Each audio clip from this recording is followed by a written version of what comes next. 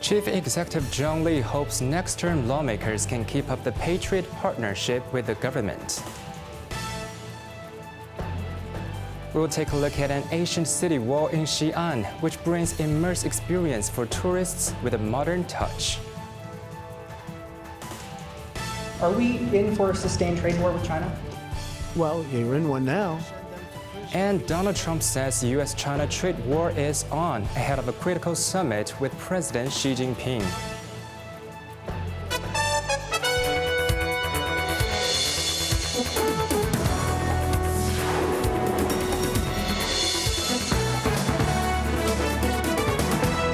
Good evening, you're watching Cable News. I'm Quentin Yang. Chief Executive Zhang Li urged Hong Kong's new lawmakers to uphold the efficiency of executive-legislative cooperation ahead of December's Legislative Council election. Meanwhile, LegCo's president said calling off the end-of-term banquet will not affect the relationship between the legislative and executive branches. Jimmy Liu reports. At a seminar, Li reflected on the past legislative year, including the passage of several bills crucial to Hong Kong's long-term development. The city leader hailed the current term legislature for improving governance with an effective executive-legislative cooperation. This shows a strong partnership among patriots, Li said, urging incoming lawmakers to continue such a momentum. The chief executive made the remarks amid a wave of lawmaker departures that may signal a major shake-up next term. Among those not seeking re-election was Louis Lung, aged 74, who also serves as Secretary General of the Real Estate Developers Association. He denied pressure to bow out due to old age, but said juggling two full-time roles at his age is overwhelming and jokingly likened it as elder abuse. Meanwhile, the legislature has scrapped an end-of-term lunch banquet, which the chief executive was due to attend. Outgoing LegCo President Andrew Leung brushed off concerns that the cancellation would affect legislative-executive ties.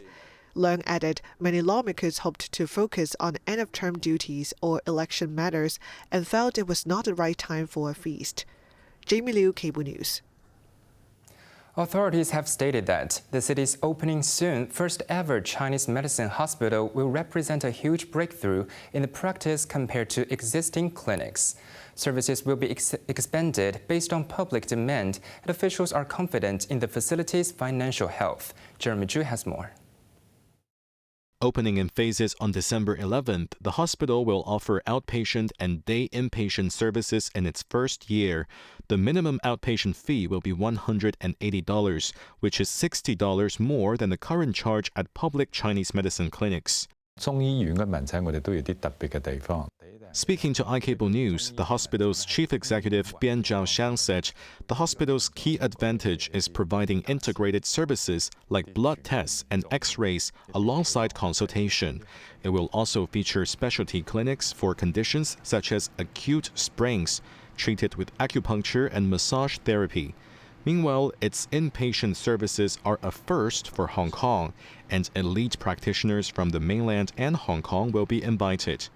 While starting with just 25 day inpatient beds, 24-hour services will begin in year 2, with beds expected to reach 400 in 5 years.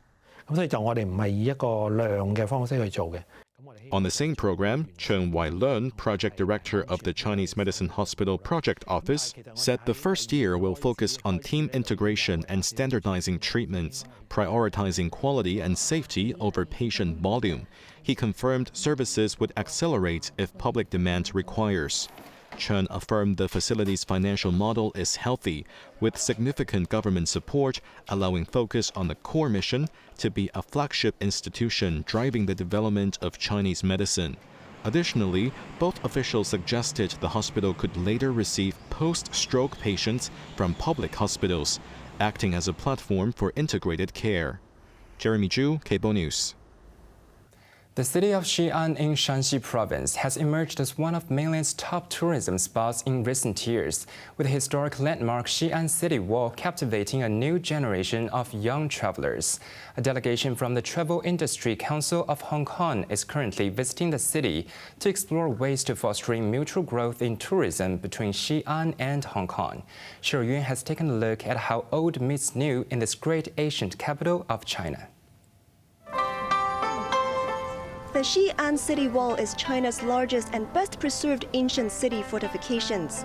In recent years, visitors here have ignited a craze for traditional Han Chinese costumes, with outfits so authentic you time travel back to one of the 4 great ancient capitals in the country's history.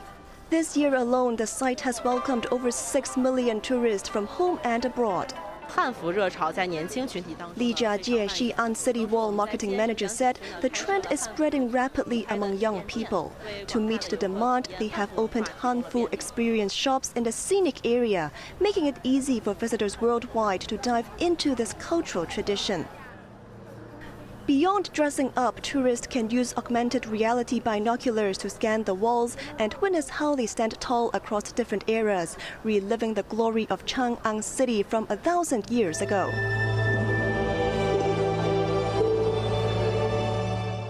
For first-time visitors, be sure to stay until nighttime as the entire site transforms into an immersive entertainment spectacle, letting you relive the prosperity of ancient Chang'an, woven with poetry, lights, music, and dance. World leaders like Indian Prime Minister Narendra Modi and French President Emmanuel Macron have experienced it firsthand. The Chang'an Impression performance immerses tourists in the historical Chinese hospitality and the glory of the Tang Dynasty.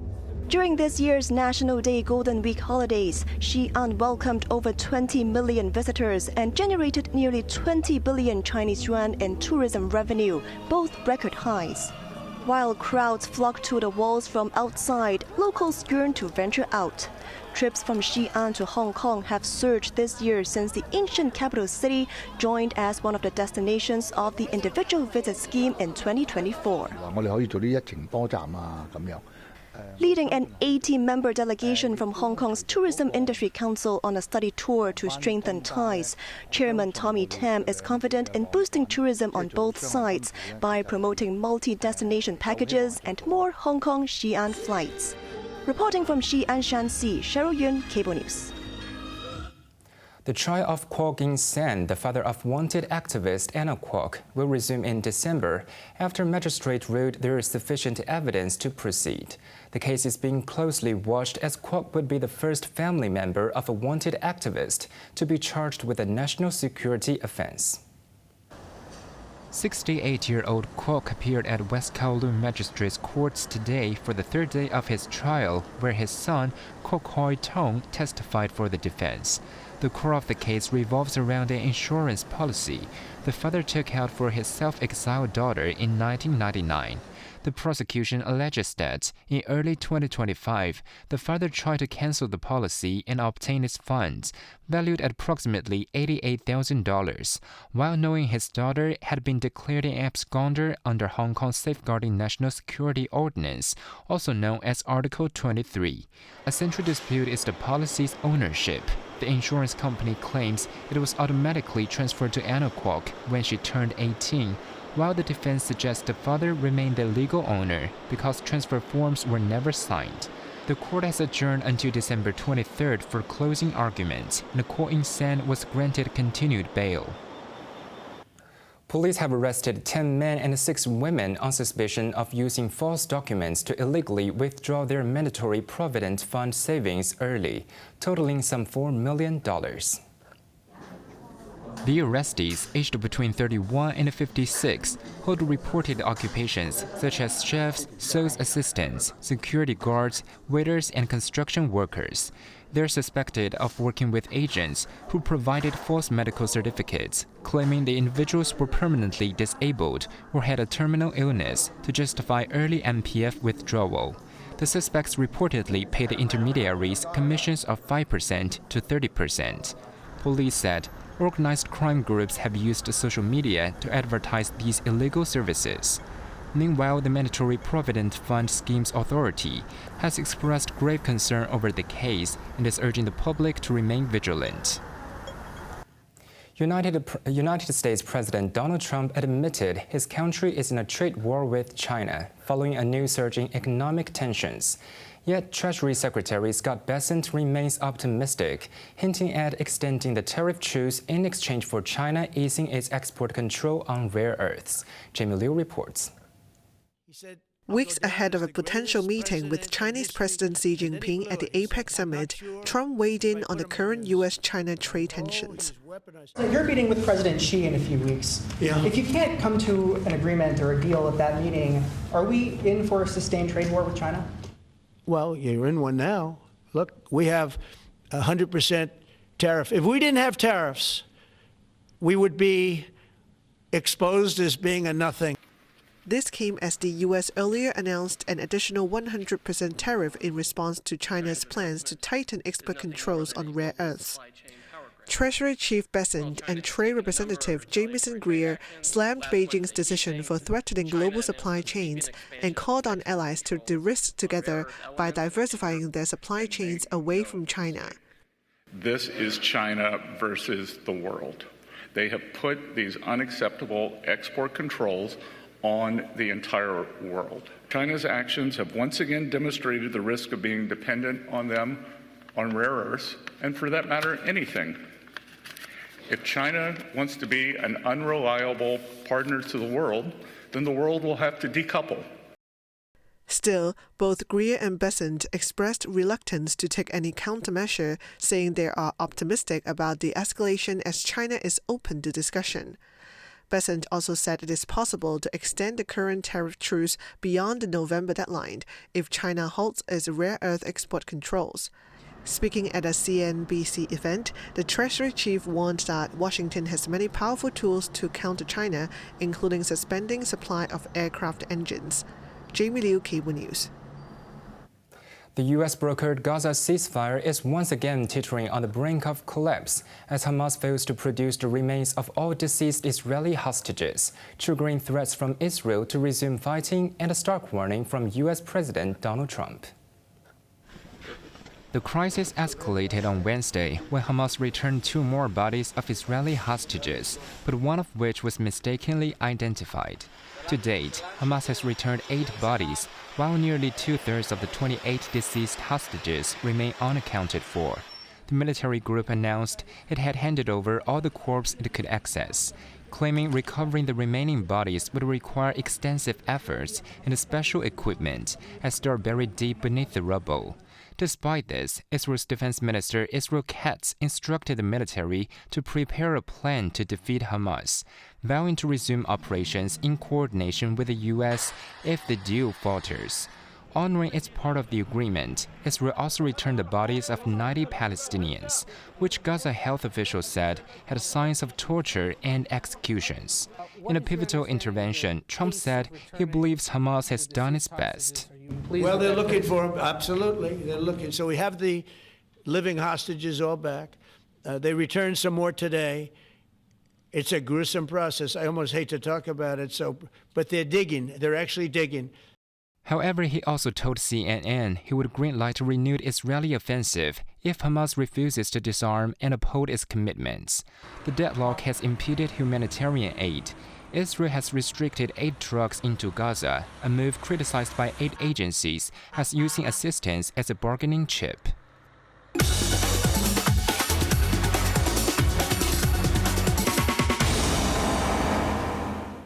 Now let's take a look at the stock market. The Hang Seng Index closed 22 points lower. Top active stocks of the day: Xiaomi was down $1.78. Alibaba was down 40 cents. Tencent was down $7, while Pop Mart was up $15.20.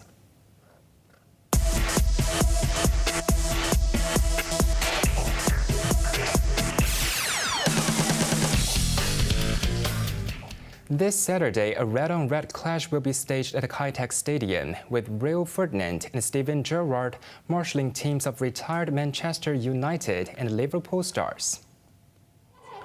Manchester United legend Ferdinand will be captaining former teammates Nicky Butt, Wes Brown, Nemanja Vidic, and Michael Carrick against Liverpool icon Captain Fantastic, Gerrard's team, starring Vladimir Smisser, Jerzy Dudek, and Michael Owen. Both captains said they're excited to be playing with their ex-opponents and national teammates again, pledging to reward fans for their many years of support with a spectacular game. Meanwhile, former Hong Kong national team players Tong King Man and Chen Wai-ho are among those on the list of bench players. Head coach of the Hong Kong football team Ashley Westwood, a former trainee at Manchester United, will also be in the lineup. On to the weather now. Mainly fine, isolated showers at first tomorrow. The temperatures will range between 28 and 32 degrees. And that's our news tonight. I'm Quentin Yang. Thank you for watching. Good night.